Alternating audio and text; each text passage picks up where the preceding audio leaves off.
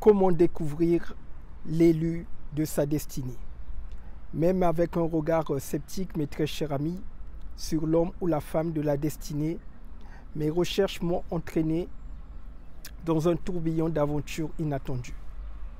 En parcourant les écrits sacrés de la Bible, j'ai déniché 2 récits captivants qui m'ont littéralement bouleversé la vie. Le premier récit, c'est celui de Isaac et Rebecca, dans Genèse 24, verset 12 jusqu'au verset 67. Le deuxième récit, c'est celui de Boaz et Ruth. Ces histoires font émerger plusieurs clés que je vais vous partager dans cette capsule. Je vous prie de la suivre jusqu'à la fin pour avoir la totalité du bagage. La première clé, c'est la clé de la compatibilité. Pour reconnaître la relation de destinée, il faut partager les mêmes valeurs, les mêmes croyances, les mêmes intérêts et avoir des objectifs similaires. 2 Corinthiens 6, verset 14. Ne vous mettez pas avec les infidèles sous un joug étranger, car quel rapport y a-t-il entre la justice et l'iniquité, ou qu'y a-t-il de commun entre la lumière et les ténèbres? La deuxième clé, c'est la clé de la communication. Mes très chers amis, avec le partenaire de destinée, il faut communiquer ouvertement, honnêtement. C'est une personne avec qui vous pouvez partager vos sentiments, vos besoins, vos préoccupations sans crainte de jugement ou de critique.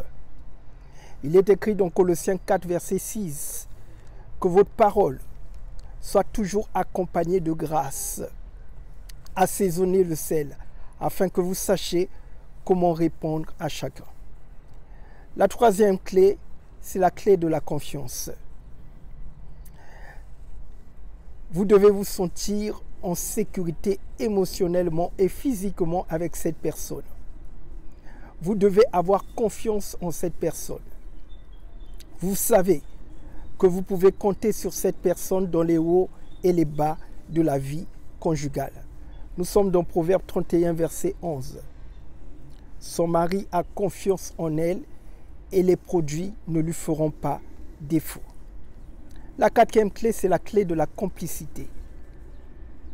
C'est important de partager les joies, les peines, les défis avec l'élu de sa destinée. Il est écrit dans Proverbe 17, verset 17, « L'ami aime en tout temps, et dans le malheur, il se montre un frère. » Et enfin, la cinquième clé, mes très chers amis, c'est la chimie. Il doit avoir une chimie palpable entre vous. Une chimie qui va au-delà de la simple compatibilité. Il faut qu'avec cet homme ou cette femme, qu'il y ait une attraction émotionnelle, physique ou parfois même spirituelle qui vous lie. Il suffit de lire le livre de Cantiques des Cantiques, ou bien je vous donne le passage de Proverbe 5 à partir du verset 15 jusqu'au verset 18. On voit l'alchimie. Dans l'histoire de Ruth et Boaz, il y a aussi de l'alchimie. Donc mes très chers amis, voilà les 5 C qui servent de baromètre pour découvrir l'homme ou la femme de la destinée. N'hésitez pas à liker cette vidéo, à la partager massivement et surtout abonnez-vous pour avoir des contenus qui vont radicalement changer votre vie. Je vous dis à très bientôt. Que le Seigneur Jésus-Christ vous bénisse.